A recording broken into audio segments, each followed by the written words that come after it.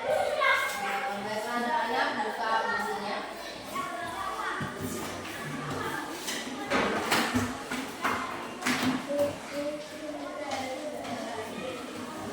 Anak-anak, pada pagi hari ini kita akan membahas materi tentang buku jendela dunia.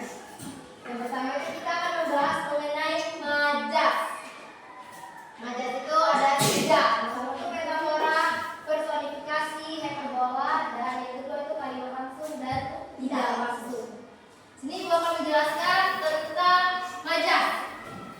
Nah, majas itu merupakan gaya bahasa dengan makna kiasan yang dipilih penulis untuk menyampaikan pesan. Itu pengertian dari majas. Di situ ada yang pertama majas tentang majas metafora. Majas metafora itu adalah majas yang menggunakan kata mewakili simbol dari makna sebenarnya. Contohnya seperti rumah itu habis dilahap si jago merah dalam waktu 2 jam saja. Nah, kata si jago merah itu adalah simbol atau kata lain dari api. Jadi kata si jago merah itu merupakan simbol atau kata lain dari api. Itu merupakan majas metafora. Yang kedua itu majas personifikasi. Majas personifikasi itu adalah majas yang menggunakan sifat manusia di dalam menggambarkan sebuah benda. Contohnya itu seperti radio itu mendengarkan lagu merdu setiap sore hari. Nah, radio yang diumpamakan memiliki sifat seperti manusia yang dapat mendengarkan atau menyanyikan lagu. Jadi ibaratnya nih, contohnya itu radio itu mendengarkan sebuah musik. Jadi radio itu digambarkan sebagai seperti manusia yang dapat mendengarkan musik dari atau mendengarkan lagu-lagu dari radio tersebut. Itu disebut dengan majas personifikasi. Dia dapat menggunakan kata sifat manusia, untuk menggambarkan suatu benda. Contohnya tadi apa? Radio itu mendengarkan lagu merdu setiap sore hari. Jadi radio yang diumpamakan memiliki sifat seperti manusia yang dapat mendengarkan atau menyalakan lagu. Jadi sebenarnya majas personifikasi. Kita paham. Coba kita lanjut ke yang ketiga, majas hiperbola. Majas hiperbola itu adalah majas yang menggunakan kata yang bermakna berlebihan atau tekanan maksud. Hanya sesaat setelah kuit lomba dibunyikan, anak itu langsung berlari secepat kilat. Nah, berlari secepat kilat itu diumpamakan seperti cahaya petir. Berarti berlari sangat cepat seperti kilatan cahaya. Jadi hiperbola itu majas yang digunakan kata bermakna berlebihan untuk tekanan maksud. Jadi dia menekankan sebuah kalimat dengan maksud tertentu. Contohnya seperti apa? Contohnya berlari secepat kilat, diumpamakan seperti cahaya petir. Jadi berarti berlari sangat cepat seperti kilatan cahaya. Itu yang maksud contoh dari majas hiperbola. Sampai paham?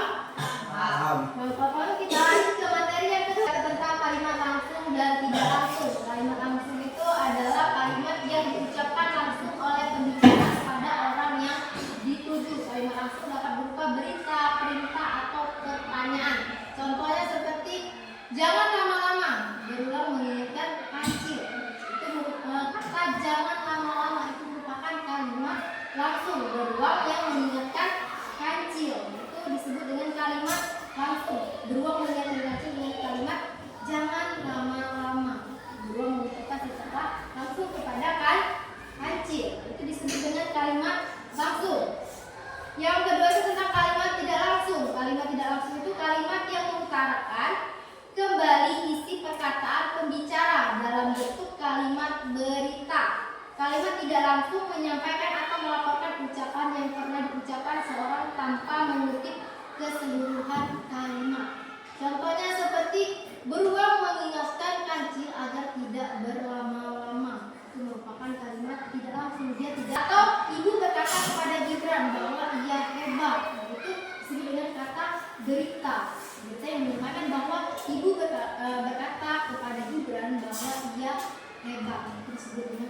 tidak langsung, karena ibu tidak secara langsung menyampaikan kepada Gibran, karena itu merupakan kalimat berita.